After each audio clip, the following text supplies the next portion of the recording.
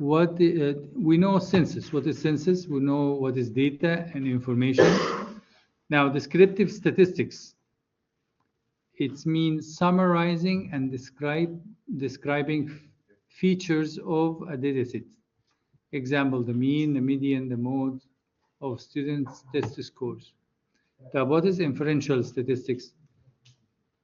Drawing conclusions about the population based on the sample.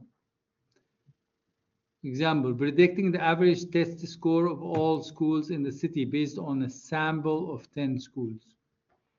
So this inferential deals with what? Prediction.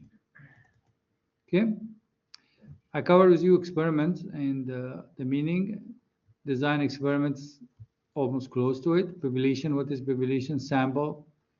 Quantitative, we talked about it. Qualitative, random sample. Reliability, we talked about this last time in the last class. Variable, we talk about variables. Okay.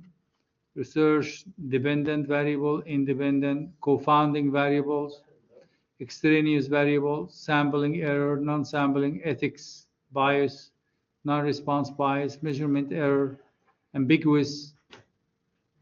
Okay, it's unclear, means unclear.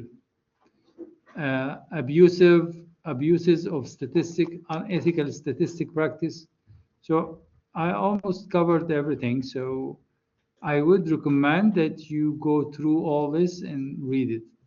So list some of the statistical software that you can use. You can use Microsoft Excel.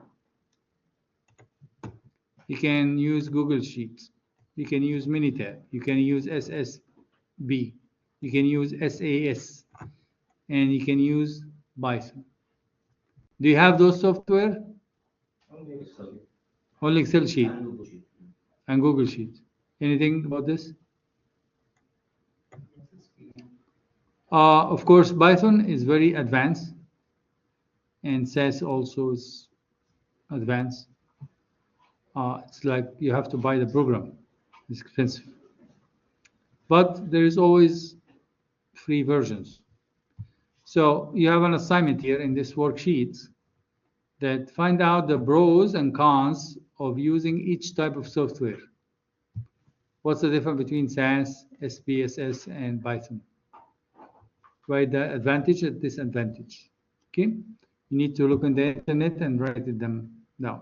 Of course, you will be submitting like a workbook of the lessons. Okay. We talked about this last time.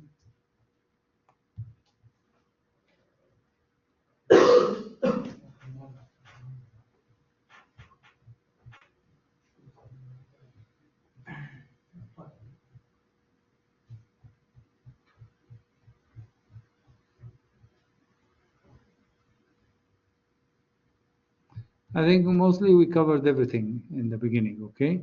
Let's just go through them. I wrote them in nice details and with pictures so you can work on it, okay?